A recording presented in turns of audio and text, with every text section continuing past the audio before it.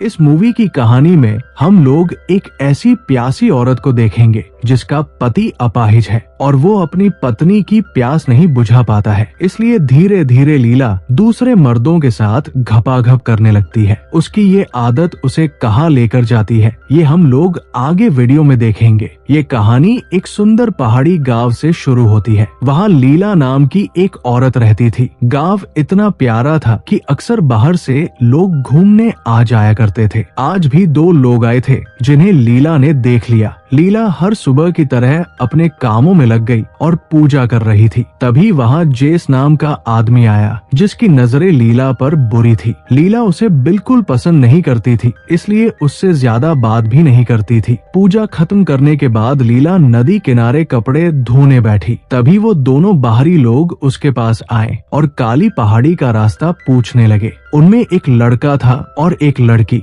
लीला ने उन्हें रास्ता बता दिया और दोनों पहाड़ी की ओर निकल पड़े। उनके जाते ही लीला फिर से कपड़े धोने लगी। वो गांव वालों के कपड़े धोकर बदले में पैसे कमाती थी। उधर दोनों बाहरी लोग सुनसान जगह पहुंच चुके थे और मौका पाकर एक दूसरे के साथ मस्ती करने लगे। इस बीच लीला भी कपड़े धोकर अपने घर की ओर लौट रही थी। रास्ते में लीला ने उन दोनों को नजदीकी पल में देखा तो उसका मन भी बहक गया और वो खुद को छूने लगी। थोड़ी देर बाद वो घर लौट आई और अपने कामों में लग गई। लीला का पति ईथन था जो 1 साल पहले हुए हादसे की वजह से चल नहीं पाता था। लीला उसका पूरा ख्याल रखती और सेवा करती थी। रात को ईथन उससे बातें कर रहा था। उसकी टांगों का ऑपरेशन हो चुका था लेकिन वो अब तक ठीक से चल नहीं सका था। डॉक्टर ने उसे थेरेपी करने को कहा था लेकिन थेरेपी के लिए उनके पास पैसे नहीं थे। ईथन उदासी में रहने लगा था। लीला उसे दिलासा देती कि वो जल्द ही पैसे जोड़कर उसकी थेरेपी करवाएगी ताकि वो फिर से चल सके।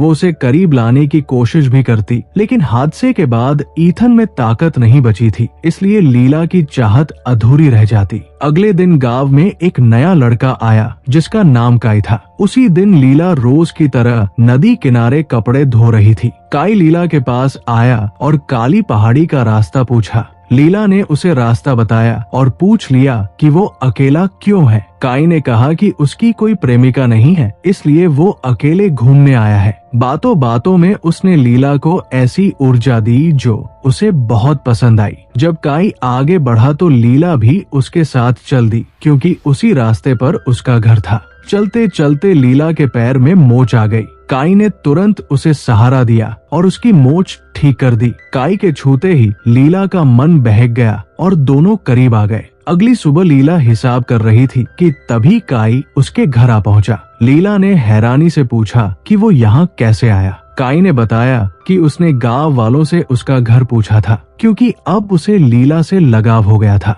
लीला ने साफ कहा कि वो शादीशुदा है और उसका पति घर पर है। ये सुनकर काई चौंक गया। फिर लीला ने ये भी बताया कि उसका पति चल नहीं सकता। लीला ने कहा कि उसे अपने पति का पूरा ख्याल रखना पड़ता है। ये सुनकर काई बोला कि वो शहर में थेरेपी करता है और मदद कर सकता है। उसकी बात सुनकर लीला उसे घर के अंदर ले गई और ईथन से मिलवाया। उसने ईथन से झूठ कहा कि काई यहाँ सिर्फ घूमने आया है और गांव वालों ने उसे थेरेपी के लिए भेजा है। लीला की बात पूरी होते ही काई ने ईथन का हाल पूछा और उसकी रिपोर्ट देखी। फिर उसने हादसे के बारे में जानना चाहा तो बताया गया कि ईथन पीठ के बल पेड़ से गिरा था।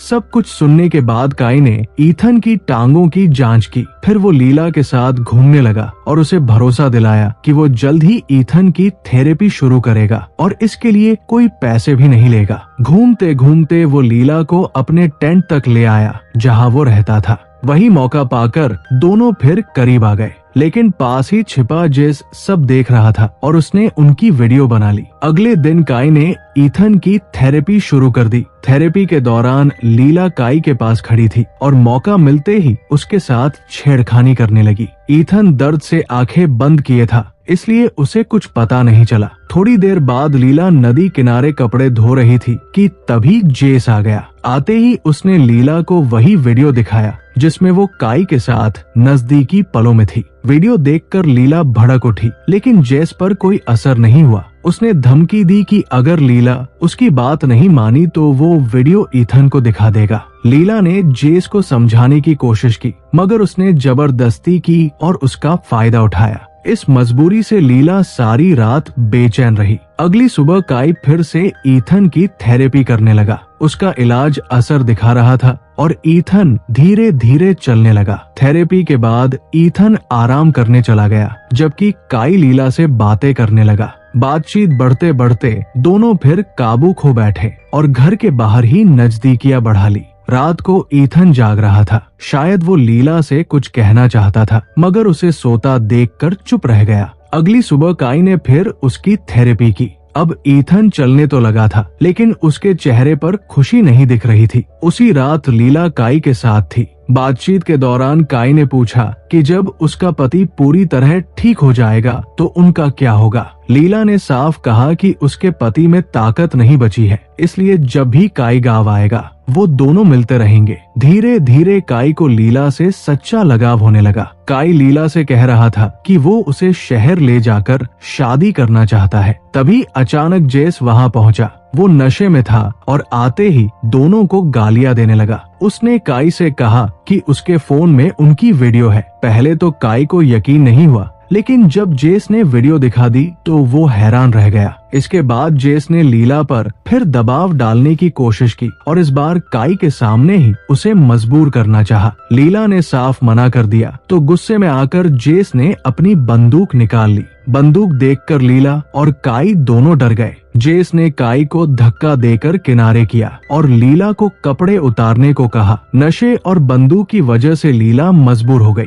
जेस ने उसके साथ जबरदस्ती करनी चाहिए और ये सब काई की आंखों के सामने हो रहा था। काई मदद करना चाहता था, लेकिन बंदूक उसकी तरफ तनी थी। तभी अचानक पीछे से किसी ने जेस पर वार किया। वो कोई और नहीं बल्कि ईथन था। दरअसल ईथन को पहले से शक था कि लीला और काई के बीच कुछ चल रहा है, इसलिए वो चुपके से यहाँ आया था। असल में जब लीला और काई घर के बाहर करीब थे, उस वक्त ईथन ने सब देख लिया था। उसे गहरा दुख हुआ, लेकिन लीला की खुशी के लिए उसने चुप्पी साध ली। हादसे के बाद उसमें ताकत नहीं बची थी, इसलिए वो लीला की चाहत पूरी नहीं कर पाता था। इसी वजह से उसने उसे काई के साथ देखकर भी कुछ नहीं कहा। अब ईथन ने खुद दोनों को बता दिया कि उसे सब पता है, लेकिन उसने सिर्फ लीला की मुस्कान के लिए चुप रहना चुना। ईथन की ये बात सुनकर लीला और काई दोनों शर्मिंदा हो गए। उन्हें एहसास हुआ कि उन्होंने बड़ी गलती की है और अब वो उसे सुधारना चाहते हैं। अगली सुबह काई अपने घर लौटने की तैयारी कर रहा था।